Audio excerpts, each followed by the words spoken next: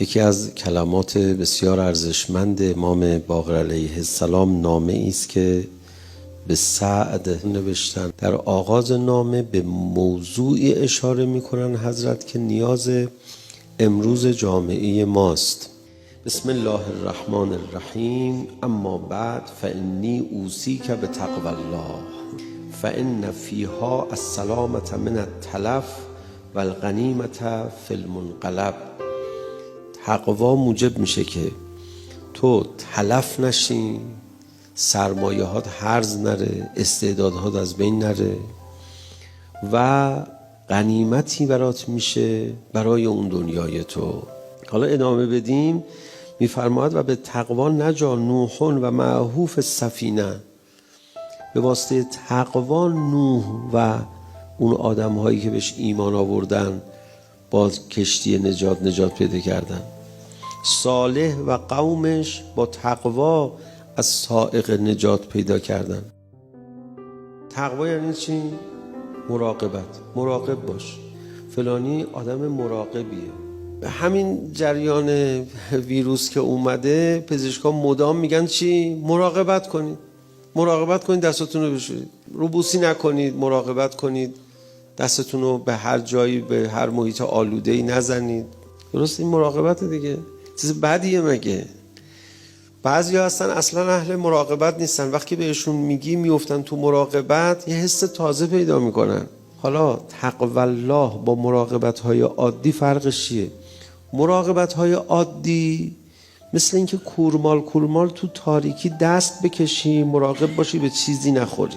این مال وقتیه که تو خودت داری مراقبت میکنی از دنیا، مثل همین مراقبت های عادی بهداشتی و دیگر مراقبت هایی که تو زندگی هست، مثل مراقبت تو رانندگی که تصادف نکنی، که خب این اون سطح حد اقلی مراقبته، خیلی شیک و زیبا و قشنگم هست. یکی دیگه این که آدم ها مراقب باشن حرف خدا زمین نیفته. اینجا مراقبت 1000 برابره.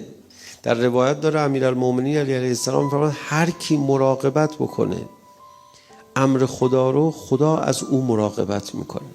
اثر مراقبت خدا از ما خیلی بیشتر از اثر مراقبت ما از خودمون هست. بعضی وقتا آدم مراقبت میکنه بزرگترین منفعت خودشو، مراقبت میکنه نظر خدا رو، میشه تقوی الله. مراقبت میکنی مثل کودکی که مراقبت میکنه اما تو بغل باباشه، تو بغل مادرشه. 100 برابر کودک اون باباشه که مراقبت میکنه از نیفتادن او، از صدمه نخوردن او. همین کودک رو شما بخوای بزنی دستشو میگیره، سپر قرار میده، مراقبت میکنه چیزی بهش نخوره.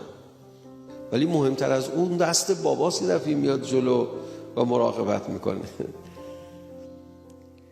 ما برای منافعمون باید مراقبت بکنیم. مراقبت کردن شرط اول موفقیت در زندگیه. مراقبت کردن یعنی دقت کردن. آدم با تقوا یعنی آدم با دقت. خود اهل مراقبت بودن شیکه، قشنگه، کهنه شدنی نیست. این دیگه سلیقه نیستش که بگی تو سلیقت دینداریه، من سلیقم این نیست. یه پزشک اهل دقته. شما چشون خوشت میاد از آدم دقیق، از آدم مراقب؟ خدا هم خوشش میاد دیگه. خیلی زندگی شیکیه. بعد میفرماید ان الله عز وجل یقی بالتقوا عن العبد ما عزب عنه عقله. میفرماید خدا حفظ میکند به وسیله تقوا بنده خودشو. هرچی به ذهنش نرسه، هرچی به فکرش نرسه، هرچی عقلش کمک نکنه اون چیزا رو بفهمه، خدا جبران میکنه. امام باقر علیه السلام میفرماد چیزی که تو به ذهنت نمیرسه، چیزی که به عقلت نمیرسه، چیزی که از تو پنهانه، من کجا میدونم کدوم محیط ویروس داره کدوم محیط ویروس نداره، من وارد بشم وارد نشم. یکی از بیماران همین کرونا برای خودش داره متن میگذاره روی صفحه و میگه من مریض شدم و رفتم و بعد دیگه الان داره خوب میشه.